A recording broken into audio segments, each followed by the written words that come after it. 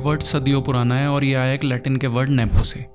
तो इटली में पुराने टाइम में पोप अपने भतीजों को चर्च में हाई पोस्ट दे देते थे, जहाँ से इस वर्ड का इजाद हुआ। बॉलीवुड में नेपोटिज्म हमेशा से ही था।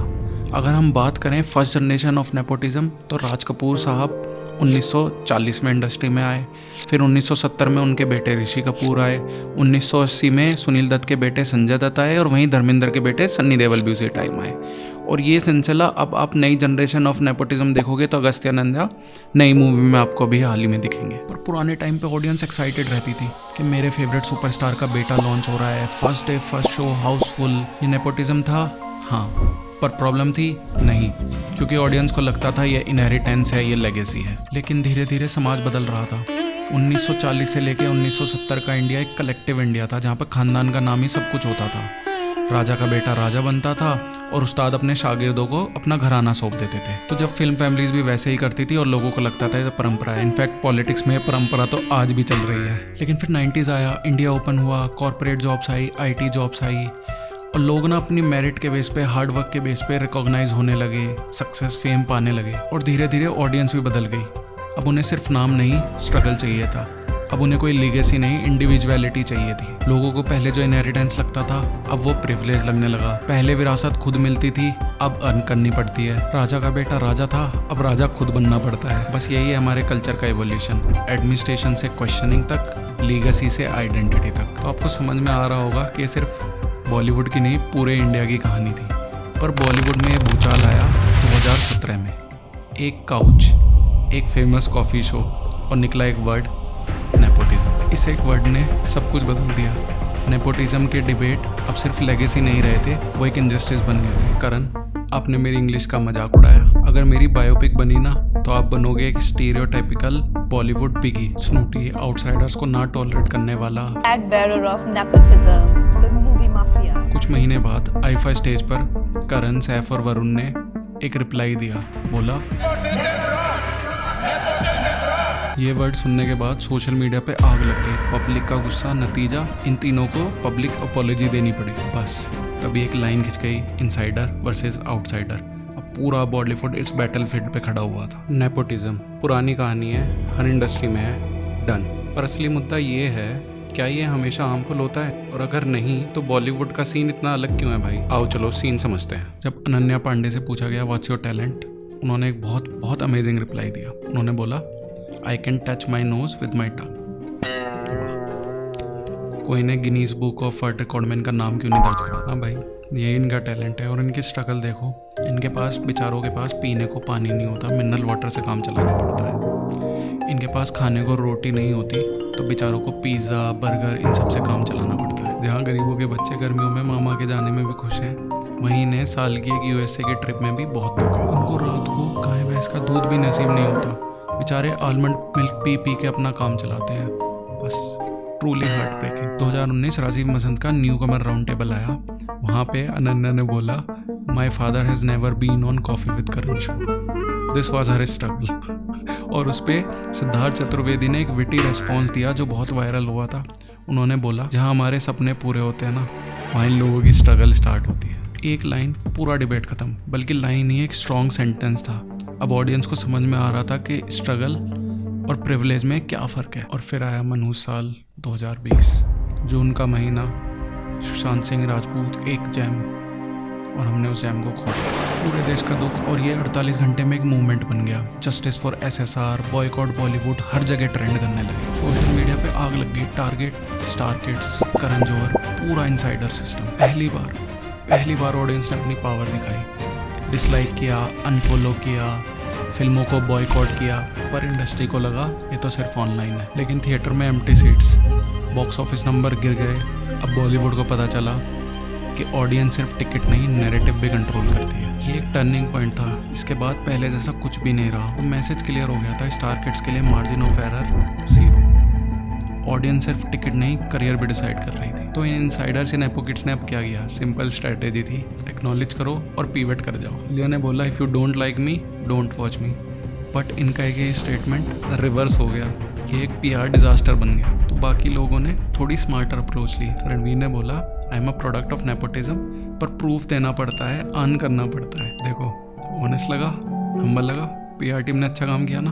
फिर सारा अली खान ने स्टेटमेंट दिया, privilege is a access but audience is the one who decides. वाह, पीआर टीम की दाद देनी पड़ेगी इनकी। और वरुण भाई थोड़ी सी स्क्रिप्ट याद कर लेते कि बोलना क्या है।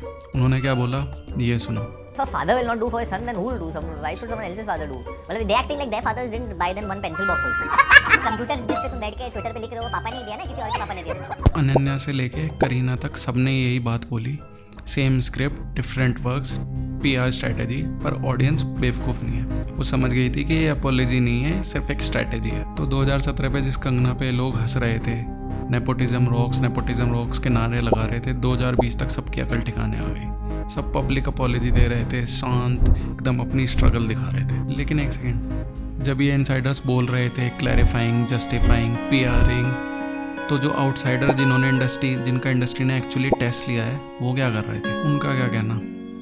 वो लोग भी चुप नहीं बैठे। राजकुमार राव ने एक पॉडकास्ट में बोला कि उनका रोल कट हुआ, उन्हें हर्ट हुआ, but eventually the talent wins. वहीं आयुष्मान खुराना ने बोला कि मेरा करियर 27 साल की उम्र में स्टार्ट हुआ, अगर मैं स्टार किड होता तो वो 22 साल की उम्र में स्टार्ट हो जाता। तो आपसी ने बोला स्टार किड सब एक साथ एक दूसरे के साथ खड़े रहते हैं, पर हम आउटसाइडर थोड़ा लोनली फील करते हैं। तो सबने इनडायरेक्ट कुछ हिट्स मारी नेपोटिज्म के अगेंस्ट, पर सबसे सही जवाब दिया रिसेंटली हर्षवर्धन राणे ने एक थिएटर में घुस के अंदर ऑडियंस के सामने बोला कि आप लोगों ने अकेले पूरा का पूरा बॉलीवुड से नेपोटिज्म ही खत्म कर दिया। भाई फुल ऑन देसी एनर्जी, एकदम स्ट्रॉन्ग वाइब्स। तो सबके तरीके अलग थे, टोन अलग थी, पर इशारा एक ही था कि पावर अब ऑडियंस के हाथ में है। लेकिन ये सब तो एक्टर्स हैं, पर उनका क्या, जो एक्चुअली में कास्टिंग डिसीजन लेते हैं, जो एक्चुअली हीरो बनाते हैं, डायरेक्टर्स, प्रोड्यूसर्स, उनका क्या कहना था? तो जोया अख्तर ने एक इंटरेस्टिंग स्टेटमेंट दिया, माई मनी माई चॉइस, ये एक प्राइवेट बिजनेस है।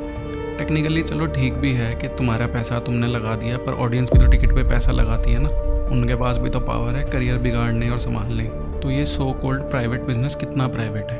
और महेश भट्ट ने तो यहाँ तक बोल दिया ये सारी कन्वर्सेशन मैन्युफैक्चर्ड है, और वो भी एसएसआर की डेथ के बाद। पर इन सब के बीच में एक सबसे इंटरेस्टिंग स्टेटमेंट आया अनुराग कश्यप का। उन्होंने बोला कि मैं सबसे बड़ा नेपोटिस्टिक हूँ, मैं उन्हीं लोगों को काम देता हूँ जिन्हें मैं जानता हूँ। जो कि सही भी है, रेफरेंसेस तो हर इंडस्ट्री में मैटर करते हैं, because known devil is always better than unknown angel. Star kids को चांस मिलते हैं, ये दिक्कत नहीं है, पर टैलेंट के बावजूद चांस मिलते जाते हैं, ये अनफेयर है। चलो first chance fair, second chance okay, पर मल्टीपल चांसेस सिस्टम ब्रेक्ड है, और यही डिस्कनेक्ट है। एक वर्ड, दो दुनिया, जीरो कॉमन ग्राउंड। तो क्लैश तो इनएविटेबल था, लेकिन सवाल ये नहीं है कि क्लैश क्यों हुआ, सवाल ये है क्या ये क्लैश कुछ बदल पाया?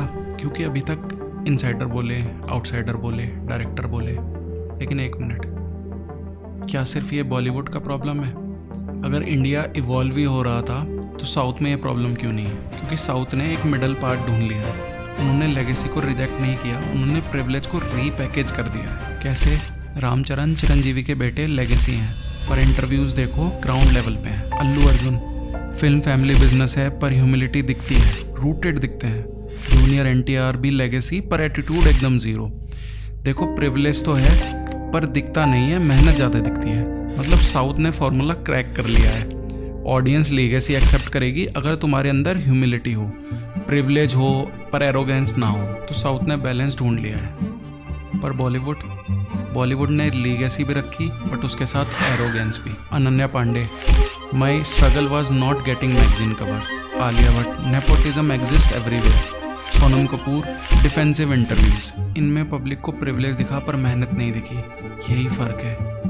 साउथ ने सीख लिया है, बॉलीवुड सीखने को तैयार ही नहीं है। मैं इस बात को झुटला नहीं सकता कि हाँ सबके लिए इक्वल अपॉर्चुनिटीज मिलती हैं, ऐसा नहीं है। कहीं ना कहीं मेरी भी अपॉर्चुनिटीज कई बार ऐसे गई हैं जहाँ पे मुझे ऐसा लगा कि I should have gotten the opportunity rather than someone who is from the family. तो my final take on this, देखो डिबेट चांसेस पे नहीं है, डिबेट रिपीटेड चांसेस पे है। ये इंडस्ट्री अपनों को प्रोटेक्ट करती रहती है और मीडिया ये साइकिल चलाती रहती है, पर फाइनल रिमोट तुम्हारे हाथ में है। तुमसे ही मूवी हिट होती है, तुमसे ही मूवी फ्लॉप होती है, और तुम्हारी चेकलिस्ट क्या होनी चाहिए? पहली, डेब्यू नहीं जर्नी देखो।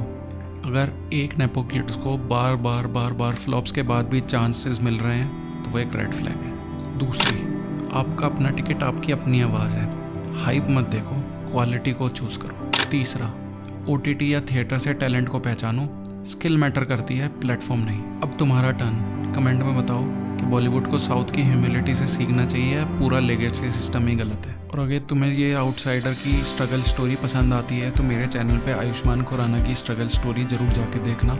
अब मिलते हैं नेक्स्ट वीडियो में। Until then tata bye bye, take care.